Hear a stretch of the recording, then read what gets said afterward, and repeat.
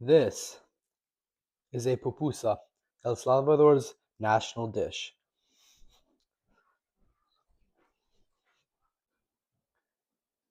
Salvadoran refried beans do not use many seasonings. They use very few, but those seasonings enhance the flavor of the beans, so you get the best experience. Typically, some sort of chili, garlic, and onion are used, alongside seasonings like bay leaves, salt, sometimes sugar. Some people tend to use cumin. That's not traditional, though Mexican influence has started to see many Salvadorans use it as well. In our case, we will be using cumin. Okay, cut out myself peeling, obviously.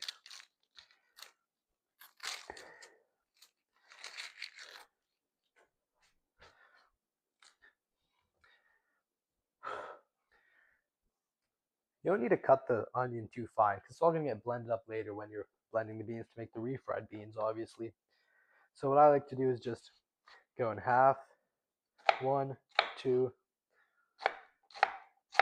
and there. If there's anything left, you can just take that to not waste. Beautifully done. Take that, take that. Oh my God.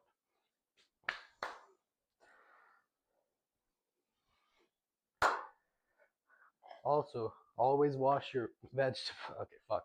Cut that out. Okay. And the jalapenos you can do the same thing with. I'll just cut them very roughly so they will cook a decent bit and infuse with some of the flavor from the bean water. That should be plenty good. They'll all just get blended up later. Then use as much garlic as your heart desires. In my case, I'm using 6 cloves, but you can always use more or less as you please.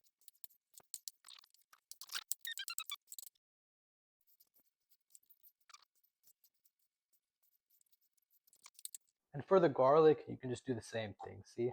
Big pieces, they'll all get blended up anyways. Now for seasonings, I'm going to keep it simple. I'm just using a bay leaf and some cumin, and I'll grind this up. God, why is this clean?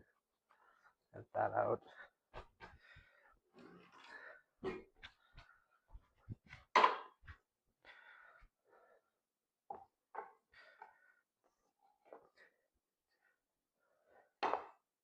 It is not necessary to grind it, but I like to do it, so I never bind like a whole piece of cumin because that can be rather unpleasant. You can also toast the cumin if you'd like. That'd bring out more flavor. But in something like this, I don't feel the need with all the other things.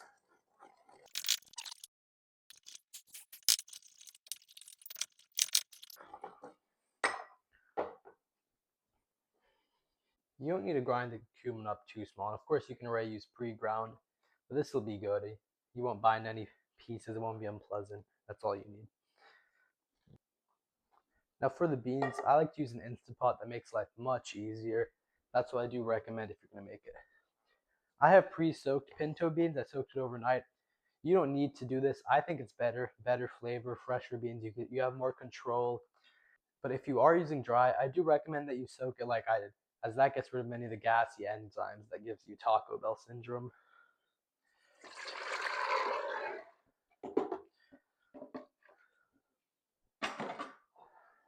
Now what I'm going to do is just put the cumin, the bay leaf,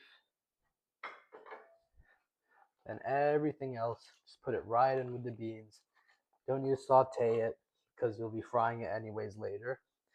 So all that flavor will still come. Now, it's one of my favorite tools in the kitchen. If you don't have a bench scraper, you should invest in one. It is really life-changing. It makes stuff so much easier, especially with doughs and other things. Now, it is very important that you do not salt this right now. If you salt it right now, it can cause the beans to get a bit, I guess, sandy. So when you blend, it'll be a very unpleasant texture. So I recommend you salt it once they finish cooking and you've taken them out. I think that'll be much better. I'm going to shred my cabbage because I think that's the best texture you can get. But if you don't have a shredder, or a grater rather, or you just don't want to, you can always just thinly slice it. That works too. Cut. Cut. Fuck, why is this bent?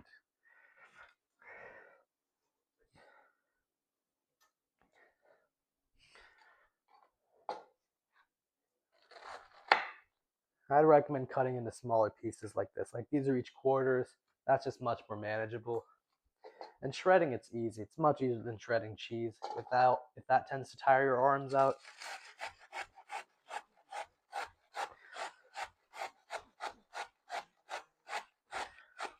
I'm just fucking lying now.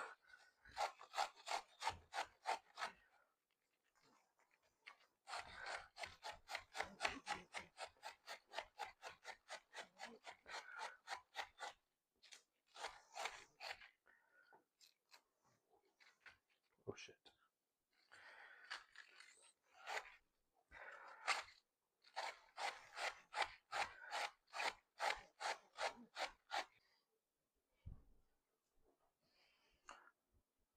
So my phone decided to stop recording, but I grated the other half of the cabbage, and at the end the core starts to fall apart, and you can't really grate it. So I just sliced it up, or diced it rather, I guess. And now I have this. It's okay if it's not the same size. A little heterogeneity is good. Okay, now we need to do the carrots. Shit.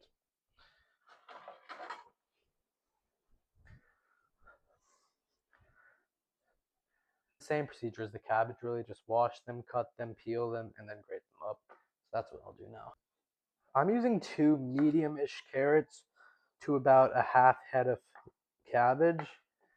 But if you like more carrot or more cabbage or whatever, if you don't have one of these peelers, that might be a very good investment, because this doesn't work, as we'll see. Can't really go backwards, probably get stuck up. I find, and me and a lot of other people, all the high-end restaurants, they use these. Much faster, much more ergonomic. I think this is the best choice. So the recording cut off again, but I just finished cutting up the carrots, and I sliced an onion, then I add it to this. Then all you do is add some vinegar, some water, some salt, and optionally sugar, because that'll help balance out the vinegar. It'll make it taste better. And now your curtido is done. Now here's a fun part. You can do this with kids or someone else that isn't very good at cooking, maybe like an older brother or something. But you want to add salt to the masa, which is the corn flour. Then you want slightly, not slightly, but decently warm water and some oil, preferably a neutral oil, but if you can't find that, just make do with what you have, of course. You just want to slowly incorporate the water. I'll just add my oil now, but you can do it whenever. I'll mix it with this hand, so then with this hand, I can add in my water.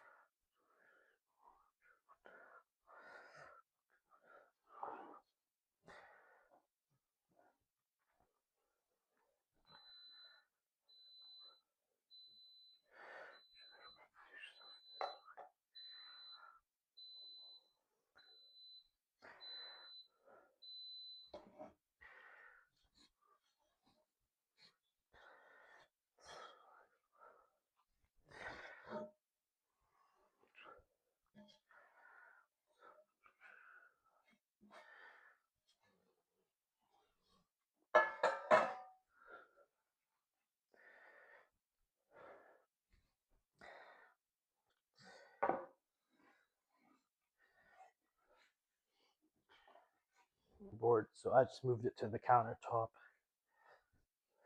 I like to keep it off the countertop, which makes it easier to clean. But a dough like this isn't too bad, so I'm not too worried. I do think I will add a little bit extra oil though.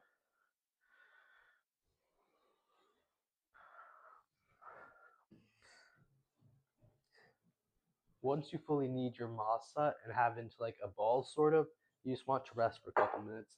And a good way to test if it's properly, I guess, hydrated, would be to put it in your hand like this and squeeze. If it's just effortlessly coming out and it's not getting stuck at all, you have the right hydration. If not, you might want to add more water or add more flour. Most likely add more water. You have to hydrate this more than you would think. Now it's time to make the salsa roja.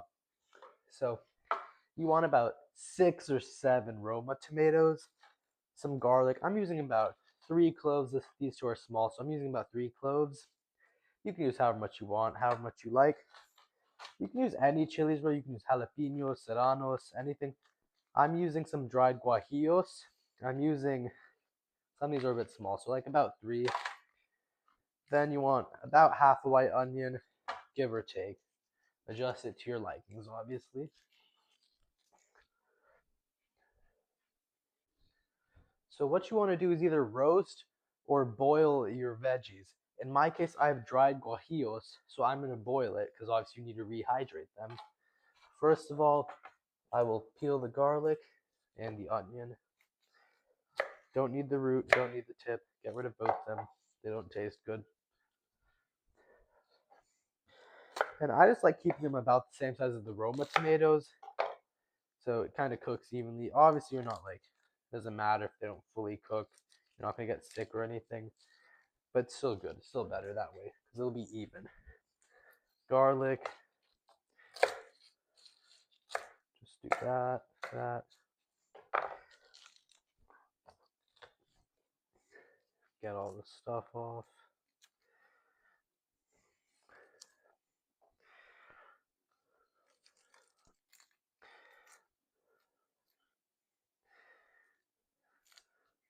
And then you're ready to boil the, or yeah, whatever. And then you're ready to cook the veggies. Everything is washed. Always wash your vegetables. Once your beans start, fuck, why am I saying start? Once your beans finish cooking, you want to let them naturally release the pressure until you can open the lid. And then you want to take out the bay leaf because you don't want to eat that. I'm still not going to salt mine. I'll salt them once I'm frying them. But for now, I'll just add them to a blender. You can take a bit of bean juice, no harm from that. But I'm just going to add them to this and I'll blend them up. I find the best way to do this is a slotted spoon because there can be little pieces of seasoning or fuck. I find the best way to do this is a slotted spoon so you don't have to keep something under a strainer, not lose the bean juice that you might need.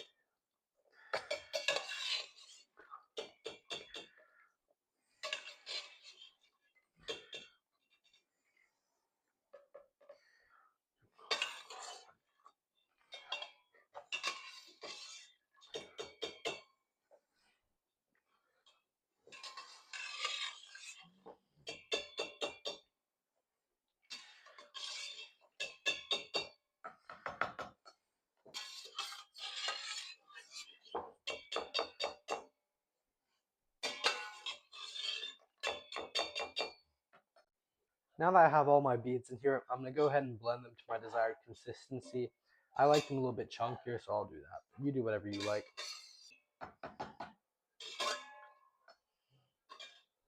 When you're blending something hot, steam obviously rises. So I try to make sure not to leave this cap on while I'm blending, just to prevent, I guess, the lid from exploding off. So I just cover it with a kitchen towel so it doesn't go everywhere. But there's still a little bit of room for air to escape shit without blowing it up, you know? Now I'm just gonna go blend it.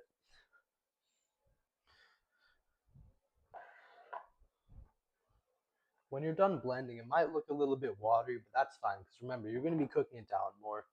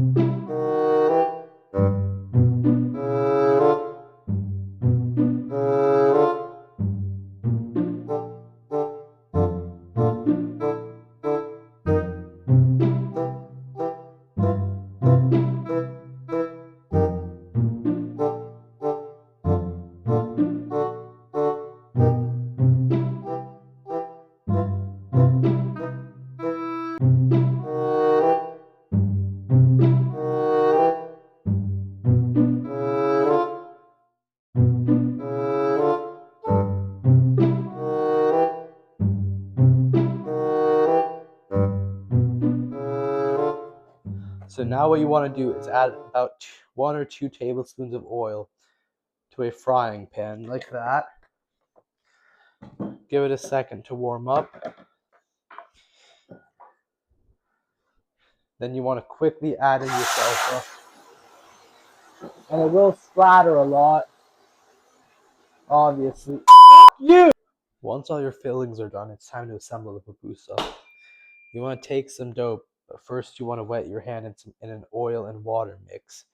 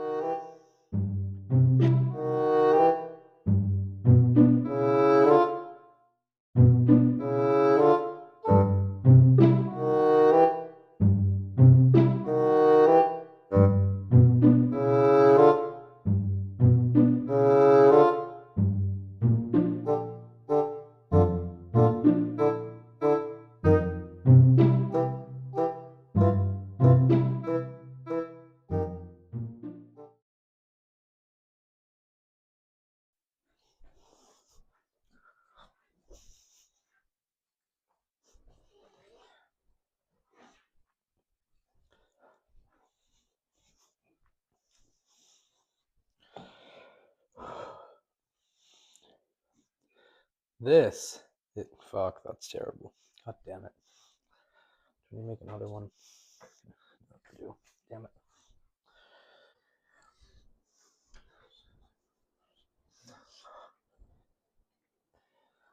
This is a pupusa, El Salvador's national dish.